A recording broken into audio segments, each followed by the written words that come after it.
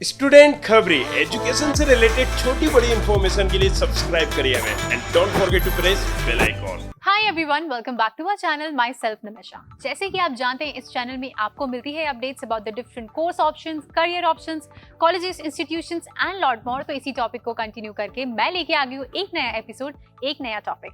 आज इस टॉपिक के बारे में हम बात करने वाले हैं इस वीडियो में। उस टॉपिक का नाम है बैचलर्स ऑफ कॉमर्स यानी बीकॉम इन बैंकिंग फाइनेंस। जब भी हम कॉमर्स स्टूडेंट्स की बात करते हैं या 10+2 आप परस्यू करते हैं, तो एक सबसे पॉपुलर कोर्स जो ऑलमोस्ट हर स्टूडेंट को पता होता है कि यार वो कुछ नहीं तो ये तो कर ही लेंगे, वो होता है B Com.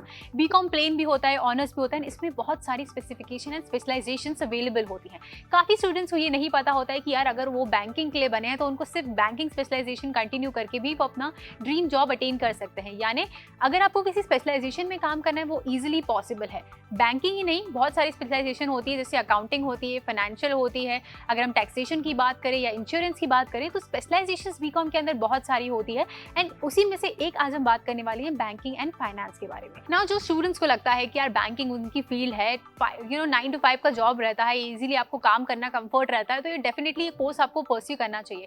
In addition to this, जिस कोर्स के बारे में हम बात करने वाले हैं वो बैंकिंग एंड फाइनेंस यानी दोनों ही फील्ड की इन्फॉर्मेशन आपको देता है। अगर हम इंडिविजुअली इन दोनों फील्ड की बात करें तो फाइनेंस जो टर्म है वो यूज होता है। इस फील्ड में आप सीखते हैं कि आप कैसे क्रिएशन कर सकते हैं, मैनेज कर सकते हैं, या study of money and investment से रिलेटेड क्या इंपॉर्टेंट डिटेल्स होती है जो इंपॉर्टेंट होती है आपको सीखने के लिए, उससे रिलेटेड इन्फॉर्मेशन आपको इस कोर्स के अंदर मिलती है। फाइनेंस से रिलेटेड आपको इन डेप्थ इन्फॉर्मेशन मिलती है। यानी बेसिकली अगर हम किसी बिजनेस स्ट्रक्चर की भी बात करें, अगर आप कोई कंपनी में जा रहे हैं, वहाँ पे वहाँ के फाइनेंस डिपार्टमेंट में वर्क कर रहे हैं, तो आपको पता रहेगा कि यार कहाँ से इन्वेस्टमेंट हो रही है, कहाँ इन्वेस्टमेंट सही हो रही है, कहाँ नहीं हो रही है, कहाँ हमें फाइनली इन्वेस्ट करना चाहिए, कौन सी जगह राइट होती है। तो ये सारी डिटेल इन्फॉर्मेशन आपको सिखाई जाती है। आप बहुत सारे स्किल्स में आपको ट्रेन किया जाता है ताकि आपको फाइनली समझ आ जाए कि आप किसी भी जॉब पोजीशन या जॉब स्ट्रक्चर में जाए related to banking and finance, तो आपको कैसे वर्कआउट करना है।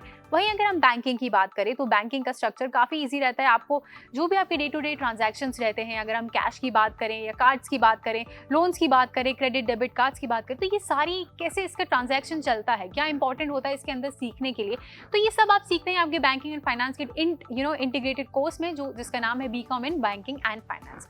ना अगर हम इस कोर्स की डिटेल इन्फॉर्मेशन पे जाए एंड हाईलाइट्स की बात करें इस कोर्स से रिलेटेड कि आपको सीखने के लिए क्या मिलता है, क्या एलिजिबिलिटी क्राइटेरिया रहता है, फीस स्ट्रक्चर क्या है, क्या रिक्रूटिंग एरियाज होते हैं, या फिर अगर हम बात करें फाइनली हम जॉब पोजीशंस कौन सी अटेन कर लेते हैं, ये सारी इन्फॉर्मेशन अगर आपको चाहिए तो इस वीडियो को देखना है एंड तक। एंड इन केस अगर आपने अभी तक हमारे चैनल को सब्सक्राइब नहीं किया है, so what are you waiting for, subscribe our channel now, because इस चैनल में आपको day to day regular basis पे इन्फॉर्मेशन मिलती रहती है। एंड अपने डिस्क्रिप्शन बॉक्स में भी अपडेटेड इन्फॉर्मेशन डालते रहते हैं, तो एक बार हमारे डिस्क्रिप्शन बॉक्स को रेगुलर बेसिस पे चेकआउट करना मत भूलना। Now back to the topic, हम बात कर रहे थे हाईलाइट ऑफ दिस कोर्स। अगर हम बेसिकली इस कोर्स के लेवल की बात करें तो ये है एक ग्रेजुएट लेवल कोर्स। यानी इस कोर्स को कंप्लीट करने के बाद आपके हाथ में आती है आपकी बैचलर्स की डिग्री एंड आप इस डिग्री में वर्क ऑन कर सकते हैं अलग अलग जॉब पोजीशंस पर। नाउ फाइनली अगर हम बात करें यार क्या ड्यूरेशन है, कितना टाइम हमें इन्वेस्ट करना पड़ेगा अगर हमको फाइनली ये कोर्स करना है, तो एटलीस्ट आप 3 साल का अपना टाइम गैप, टाइम ड्यूरेशन बना लीजिए कि आप 3 साल का इन्वेस्टमेंट करने वाले हैं। एंड इन्वेस्टमेंट से याद आया, खर्चा कितना होने वाला है, कोर्स की फीस कितनी हो जाती है, ये भी आपके दिमाग में क्वेश्चन आ रहा होगा। तो मैं इस क्वेश्चन पे फुल स्टॉप लगा देती हूँ एंड आपको बता देती हूँ इस कोर्स की फीस कितनी होने वाली है। कोर्स की फीस आपकी वेरी करती है, अलग अलग इंस्टीट्यूशंस, अलग अलग कौन से आप इंस्टीट्यूशन जा रहे हैं, कॉलेज जा रहे हैं, यूनिवर्सिटी जा रहे हैं, वहाँ क्या क्या करिकुलम ऐड होता है, फैसिलिटीज़ क्या ऐड होती हैं, बेसिक वो लोग पढ़ाते क्या है, सब्जेक्ट्स क्या होते हैं, तो ये सब वेरी करता है। एंड अगर हम मिनिमम ब्रैकेट की बात करें कि कितने ब्रैकेट के अंदर आपका इन्वेस्टमेंट फाइनली होने वाला है इस कोर्स के लिए, सो 15 लाख से लेके 2 लाख भी हो सकता है, 3 लाख भी हो सकता है, 4 लाख भी हो सकता है।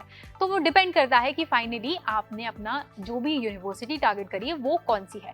अब आपके दिमाग में क्वेश्चन आ रहा होगा कि यार कौन सी बेस्ट पॉपुलर यूनिवर्सिटीज़ हैं जहाँ जाकर हम फाइनली ये कोर्स परस्यू कर सकते हैं एंड जान सकते हैं about this courses and university. तो यार हमने उस पर भी वीडियो बनाए, हमने बहुत सारे कॉलेजेस कवर किए जहाँ पे some of the best colleges हैं for the commerce stream, some of the best colleges. अगर हम दूसरे कोर्सेज की भी बात करें तो वो सारी वीडियोज़ हमने ऑलरेडी कवर कर चुकी है। अगर आपको वो दिखना है तो जाइए हमारे डिस्क्रिप्शन बॉक्स में, वहाँ पे आपको बहुत सारी लिंक्स मिल जाती है। आप वहाँ से इजीली इन्फॉर्मेशन अटेन कर सकते हैं, लिंक में क्लिक करिए एंड वो वीडियो आपके लिए स्टार्ट हो जाएगा। सो बहुत ही सिंपल प्रोसेस है, आप हमारे डिस्क्रिप्शन बॉक्स में जाइए, ये इन्फॉर्मेशन भी आपको मिल जाएगी। आगे हम अगर बात करें कि यार क्या एडमिशन प्रोसेस होता है एंड क्या एलिजिबिलिटी क्राइटेरिया होता है। सो अगर हम बेसिक की बात करें, एलिजिबिलिटी क्राइटेरिया आपके 10+2 यानी आपका 12th कंप्लीट करना रहता है from recognise board, from recognise university, जो 10+2 के अगर एग्रीगेट मार्क्स आपके 50% या उससे ज़्यादा हैं तो मैं बता दूं तो ही आप इस कोर्स को कर सकते हैं, क्योंकि अगर आपके इससे कम है, हाँ अगर आप अदर कैटेगरी को बिलोंग करते हैं जैसे कि ST SC एंड OBC तो थोड़ा सा रिलैक्सेशन वहाँ पे आपको मिल जाएगा। 45% भी अगर आपने अटेन किए हैं ना एग्रीगेट मार्क्स आपके 10+2 में तो भी आप एलिजिबल हैं इस कोर्स को करने के लिए। लेकिन स्ट्रिक्टली अगर आप जनरल कैटेगरी को बिलोंग करते हैं 50% से आपके कम है तो आई एम रियली सॉरी, आप ये कोर्स परस्यू नहीं कर सकते, क्योंकि यही इसका एलिजिबिलिटी क्राइटेरिया है। मेरिट बेस पे आपका एलिजिबिलिटी क्राइटेरिया चेक होता है, देखते हैं कि आप एलिजिबल है भी या नहीं इस कोर्स को कंटिन्यू करने के लिए। एडमिशन प्रोसेस पे आते हैं तो इसका एडमिशन प्रोसेस थोड़ा सा वेरी करता है ना, अगेन डिपेंडिंग अपॉन आप कौन सी इंस्टीट्यूशन को सेलेक्ट करते हैं, क्योंकि कहीं पे मेरिट बेस होता है। यानी 10+2 का आपका देखते हैं आपका स्कोर अच्छा है, हाँ ठीक है, यू आर केपेबल इनफ कि आप इस कोर्स को परस्यू कर सकते हैं, ठीक है आप आ सकते हैं। बट कहीं कहीं ये नहीं होता है, कहीं कहीं बहुत ही ज़्यादा लेंदी प्रोसेस होता है। Lengthy process in a sense कि क्योंकि कोई यूनिवर्सिटी जो होती है वो अपना खुद का एंट्रेंस एग्जाम कंडक्ट कराती हैं, जहाँ पे वो अलग अलग लेवल पे जज करती हैं स्टूडेंट को कि वो केपेबल है या नहीं। चाहे हम बात करें रीजनिंग स्किल की, एनालिटिक्स की, या फिर हम कम्युनिकेशन स्किल्स की बात करें, तो अलग अलग स्किल्स आपकी चेक करते हैं वो आपके एंट्रेंस एग्जाम में। एंट्रेंस एग्जाम का अगर आप मेरे पे क्वेश्चन डालोगे कि यार कौन कौन से एंट्रेंस एग्जाम होते हैं वो तो आप बता ही नहीं रहे हो, तो मैं बता दूं एंट्रेंस एग्जाम एक्चुअली डिपेंड करते हैं, डिफर करते हैं उनके नाम डिपेंडिंग अपॉन यूनिवर्सिटी, क्योंकि यूनिवर्सिटी अपने खुद के नाम का एंट्रेंस एग्जाम रख देती है। तो जो भी आप एंट्रेंस एग्जाम के related information, question, query, doubt है तो उससे रिलेटेड जो भी आपको वीडियोस देखने या इन्फॉर्मेशन चाहिए तो उसके लिए आप हमें डिस्क्रिप्शन बॉक्स में जाके वो सारे वीडियोस भी देख सकते हैं। तो यहाँ पर मैं आपको एक बता रही हूँ कि आपको कितना ईजी हो जाएगा कि अगर आपको इससे रिलेटेड बहुत सारी इन्फॉर्मेशन चाहिए तो सारे ही इसी चैनल में आपको मिल जाती है। सो एंट्रेंस एग्जाम डिफर करने वाले हैं, यूनिवर्सिटी के नाम पे भी होते हैं, कुछ स्टेट लेवल के भी होते हैं, सो दैट में डिफर। नाउ प्रोसीजर की बात करें थे हम, एडमिशन प्रोसेस क्या होता है। एडमिशन प्रोसेस कहीं कहीं पे मेरिट बेस तो हो जाता है एंड खत्म, फिर कहीं कहीं होता है मेरिट बेस प्लस आपका एंट्रेंस एग्जाम का score. Now in some institutions and universities होता है थोड़ा सा लेंदी प्रोसेस, 3 लेवल 4 लेवल का हो जाता है। कहीं कहीं पे आपका होता है पर्सनल इंटरव्यू, को वहाँ के जो एक्सपर्ट्स होते हैं वो आपका इंटरव्यू लेते हैं, आपकी स्किल्स देखते हैं, आप कितने अच्छे से उस इंटरव्यू में परफॉर्म करते हैं, उसके बेसिस पे देते हैं एडमिशन। एंड देन कहीं कहीं GD राउंड्स भी होते हैं। सो GD rounds in the sense आपका ग्रुप डिस्कशन होता है, आपको टॉपिक्स मिलते हैं, बहुत सारे ग्रुप्स टीम्स होती हैं आपको, आप उसमें कितने अच्छे से परफॉर्म करते हैं वहाँ पे वेरी कर जाता है आपका admission process. Now in continuation with this topic, अगर आप ये सोच रहे हैं कि यार हमने इतना सारे इस कोर्स के बारे में समझ तो लिया है कि हम जा रहे हैं कर क्या रहे हैं, लेकिन यार पैसे कितने कमा सकते हैं, इतना इन्वेस्टमेंट कर रहे हैं हम, 3 से 4 लाख भी अगर हम कोई भी यूनिवर्सिटी से कंप्लीट करके आते हैं, दे के आते हैं, तो कमाई कितनी होगी, एट इन टोटल हम कितना अर्न कर सकते हैं। यहाँ पे वेरी करने वाला है इन द टर्म्स ऑफ कि आप कौन सी जॉब पोजीशन पे वर्क कर रहे हैं, क्योंकि जॉब पोजीशन की जो सैलरी होती है वो ऑब्वियसली एंड डेफिनेटली वेरी करती है।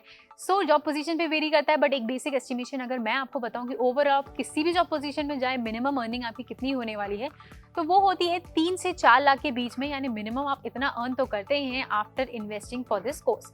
सो 3 से 4 लाख अगेन डिपेंडिंग अपन आपका कितना एक्सपीरियंस है, आप कितने टैलेंटेड है, आपको कितनी इन्फॉर्मेशन है, जो आपने इस कोर्स से इन्फॉर्मेशन अटेन किया आप उसको कितने अच्छे से अप्लाई कर सकते हैं जब आप किसी भी जॉब पोजीशन में आते हैं। तो यहाँ पे ये वेरी कर जाता है, बेसिक इन्फॉर्मेशन मैं आपको दे रही हूँ। नाउ अब हम कंटिन्यू करते हैं एंड टॉप रिक्रूटिंग कंपनीज की बात करते हैं। जैसे कि आप नाम से समझ गए होंगे यार, बैंकिंग, यानी बैंक तो आपको इजीली मिल जाता है, अलग अलग banks, private sector bank, government sector भी आपको इजीली मिल जाता है, क्योंकि आपको गवर्नमेंट सेक्टर की अगर आप जॉब सोच रहे हैं या टारगेट कर रहे हैं तो इस कोर्स के अंदर आपको वो भी मौका मिलता है। एंड अगर आपको गवर्नमेंट नहीं मिल पाती है, अगर आप गवर्नमेंट नहीं टारगेट कर पाते हैं, तो प्राइवेट सेक्टर भी आपको बहुत सारे ऑर्गेनाइजेशंस होते हैं, डिपेंड करता है कि आप में कितनी कैपेबिलिटी है, आपको वहाँ पे भी जॉब पोजीशंस वर्क करने का मौका मिल जाता है। अगर हम टॉप रिक्रूटिंग कंपनीज की बात करें तो कुछ business schools, banks, credit organisations, economic consulting jobs होती हैं, कंसल्टेंसी कंपनीज होती हैं बहुत सारी, वहाँ पे भी अपनी अलग अलग प्रोफाइल में वर्क कर सकते हैं। Then civil services, Indian civil services में भी आपको ऑप्शन मिल सकते हैं, इंश्योरेंस इंडस्ट्री होती है, हेल्थ डिपार्टमेंट्स होते हैं, फिर होते हैं कि अलग अलग इन्वेस्टमेंट एंड इंडस्ट्रीज होती हैं जो सिक्योरिटी इन्वेस्टमेंट एंड इन्वेस्टमेंट्स होते हैं। तो ये सारी कुछ टॉप रिक्रूटिंग कंपनीज होती है एंड एरियाज होते हैं जहाँ पे स्टूडेंट्स जा सकते हैं ये कोर्स को परस्यू करने के बाद। अब आपके दिमाग में ख्याल आ रहा होगा यार पोजीशंस क्या क्या होती हैं, क्या नॉर्मल पोजीशंस होती हैं, कितनी उस पोजीशन से हम अर्न कर सकते हैं, तो उससे रिलेटेड इन्फॉर्मेशन भी आपको मिलेगी यार, मैं बताती हूँ। फाइनली अगर हम जॉब पोजीशंस की बात करें कि ईच जॉब पोजीशन से हम अर्न कितना कर सकते हैं, क्योंकि जॉब पोजीशंस बहुत सारी होती हैं। अगर हम बात करें इक्विटी रिसर्च एनालिस्ट की, जो 4 से 5 लाख इनिशियली कमाता है, एंड देन ऑब्वियसली आपके टैलेंट पे, आपके इन्फॉर्मेशन आपके पास कितनी है, आप कितना परफॉर्म कर सकते हैं विद दिस प्रोफाइल, वो डिपेंड करता है।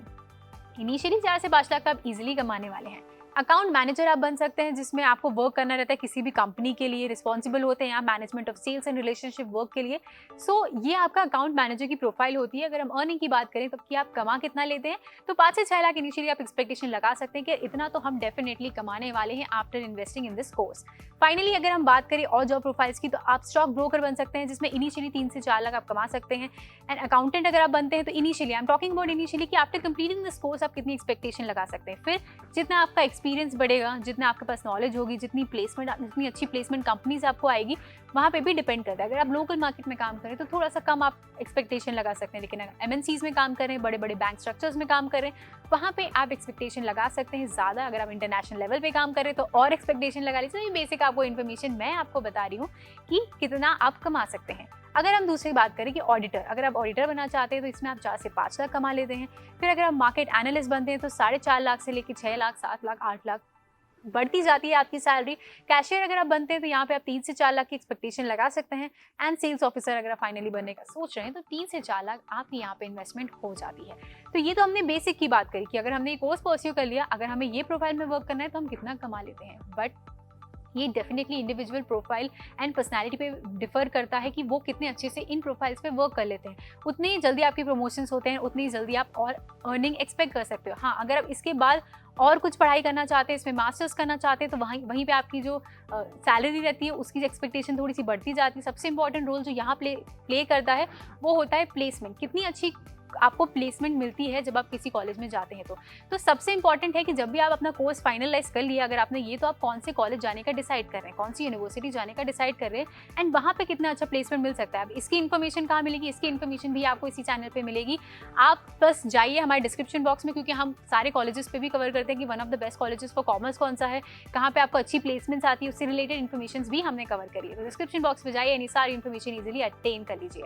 फाइनली अगर हम इसको कंक्लूड करें कि यार सिलेबस क्या क्या होता है, हम क्या क्या सब्जेक्ट्स पढ़ने वाले हैं, क्या क्या टॉपिक्स हमें पढ़ने के लिए मिलेंगे, जिस्ट ऑफ इन्फॉर्मेशन मैं आपको सेमेस्टर वाइज बता देती हूँ कि आप क्या क्या पढ़ सकते हैं। First semester and second semester की बात करें, यानी कि आपके फर्स्ट ईयर की बात करें, तो आप पढ़ते हैं about environmental management of financial services, introduction to computer system, effective communication, economics, quantitative methods, principle of management, business laws, principle of practices in banking insurance, financial accounting, quantitative methods etcetera. आपके first year में कुछ relatable subjects रहते हैं। Coming to your second year आपको पढ़ने को मिलता है laws governing banking and insurance, cost accounting and banking and insurance, universal banking, taxation and financial services, organisation behaviour, financial market, financial management systems, innovation in banking and insurance. कुछ subjects relatable subjects आपके रहने वाले हैं, थोड़े से आगे पीछे हो सकते हैं, बट बेसिक हम आपको बता रहे हैं कि टॉपिक क्या आपके कवर होते हैं जब आप ये कोर्स परस्यू करते हैं। तो फाइनली जब हम थर्ड ईयर तक आ जाते हैं तो आपके 5th एंड 6th सेमेस्टर में आपकी ट्रेनिंग्स होती हैं, आपको इंटर्नशिप्स होती हैं। वो आपका एक पर्टिकुलर सब्जेक्ट बना दिया जाता है कि यार हमने कितना अच्छा प्रैक्टिकल में परफॉर्म किया है, इंटर्नशिप में परफॉर्म किया है, उसके बेसिस पे आपकी एक सब्जेक्ट की ओवरऑल मार्किंग होती है। But in addition to this और भी सब्जेक्ट्स होते हैं, जैसे कि आपका होता है marketing in banking and insurance, strategic management, international business, central banking, financial reporting and analysis, international banking and finance, business ethics, corporate governance. ऐसे कुछ सब्जेक्ट्स रहते हैं, ऑडिटिंग रिलेटिंग सब्जेक्ट्स रहते हैं, जो आपके फाइनली थर्ड ईयर में आते हैं एंड कंक्लूड करते हैं आपका पूरा कोर्स। सो आज हमने जाना बैचलर्स ऑफ कॉमर्स यानी B Com banking in finance specialisation में। बट अगर आपको अभी भी कोई क्वेश्चन क्वेरी डाउट है, या आपको लगता है कि यार वो टॉपिक के बारे में आपको इन्फॉर्मेशन नहीं मिली जो आपके दिमाग में है, तो यार उसको दिमाग में नहीं रखना है, उसको कमेंट बॉक्स में आप लाइए, कमेंट करके हमसे पूछिए, एज सून एज पॉसिबल आपको उसमें रिप्लाई मिलेगा। एंड अगर आपको ये वीडियो अच्छा लगा, जो मैं उम्मीद कर रही हूँ आप अभी तक देख रहे हो, तो वीडियो अच्छा ही लगा होगा, so do like this video and share it with your friends and also do not forget to subscribe our channel. This was me Nimisha Jachani signing off from today's episode.